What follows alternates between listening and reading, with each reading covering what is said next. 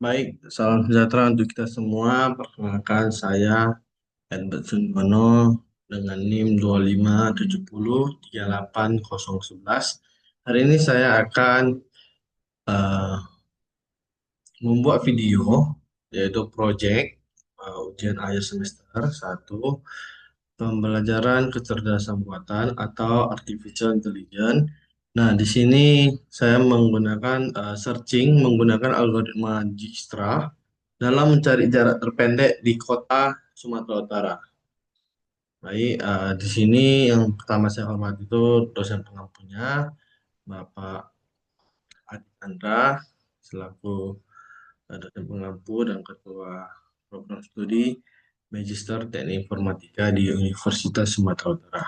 Oke, saya lanjut. Eh, di sini algoritma Dijkstra adalah metode klasik untuk mencari jalur terpendek di graf berbobot non-negatif, sering dipakai di jurnal Scopus untuk optimasi rute atau jaringan atau masalah penentu jalur terpendek lainnya. Dengan jurnal-jurnal terindeks Scopus bahas implementasinya dengan sistem navigasi real time, protokol jaringannya OSPF dan kasus bisnis. Nah, bagaimana algoritma Dijkstra bekerja? Tetapkan jarak nol ke titik awal dan tak terhingga ke semua titik lain, serta tandai semua titik belum terjamah. Oke, di sini saya juga ada mengambil eh, jurnal di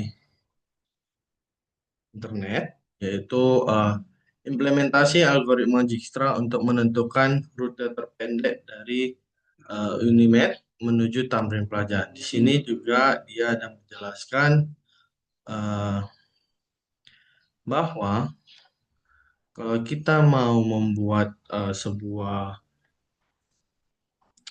algoritma Dijkstra untuk mencari pencarian graf yang mampu menuntaskan masalah mencari lintasan terpendek dengan satu sumber pada sebuah graf. Nah, di sini dia juga ada membuat peta dari Unimed ke Tamrin. Lalu di sini, nah dia ada membuat titik simpang masing-masing. Jadi di sini dia ada mengibarkan titiknya itu sebagai A, B, C, D. Nah, di sini jalannya. Lalu, pada penelitian ini, algoritma Dijkstra digunakan untuk mencari jalur dengan kos terkecil antar titik dari hasil yang diperoleh menggunakan algoritma ini merupakan jalur terpendek dari Unimed menuju ke Tamrin. Nah, di sini juga diperoleh lintasan terpendek dari hasil hasil perhitungan algoritma Dijkstra itu seperti ini. Nah, sekarang kita akan bahas ke nah, di sini saya ada buat yang pertama itu adalah eh, Dijkstra. Paragraf ini bertujuan untuk menghitung jarak terpendek dari node awal ke semua node. Lalu di bagian ini angka sangat besar sebagai pengganti tak terhingga. Digunakan untuk jarak awal semua node. Lalu kita lanjut ke yang disk. Nah, ini adalah menyimpan jarak terpendek. Jadi semua anggap pertama itu semua dianggap tidak bisa dicapai. Jadi eh, kita pakai yang di sini untuk menyimpan jarak terpendek. Oke, lalu kita start. Start itu dimulai dari nol.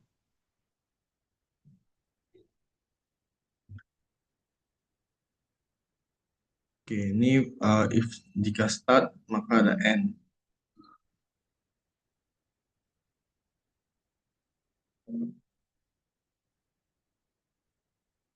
PQ. PQ-nya ini nol nol start. Oke, ini untuk codingannya. Nah,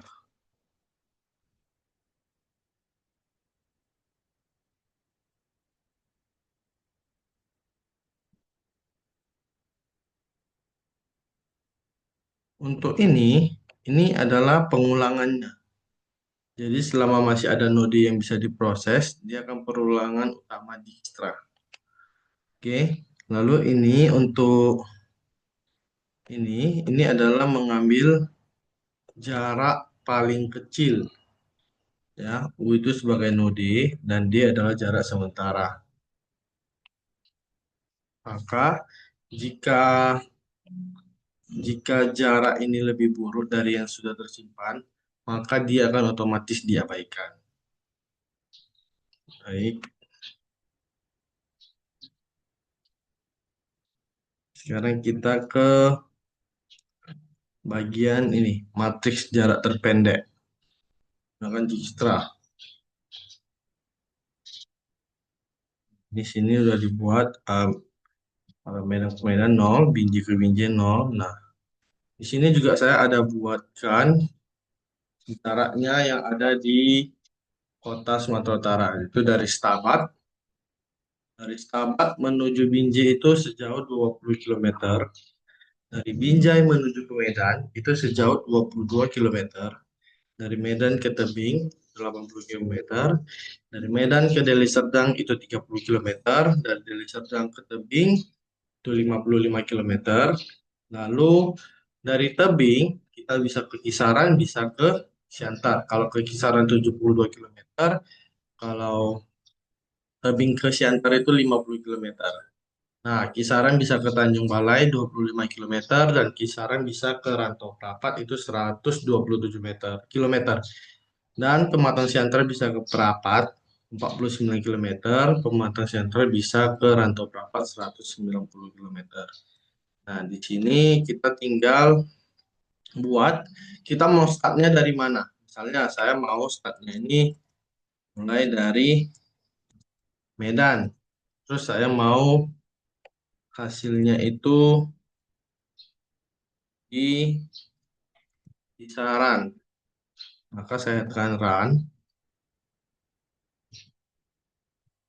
Oke. Maka dia akan buat rute terpendek itu adalah Medan, Tebing, kisaran dengan totalnya adalah 143 kilometer. Oke.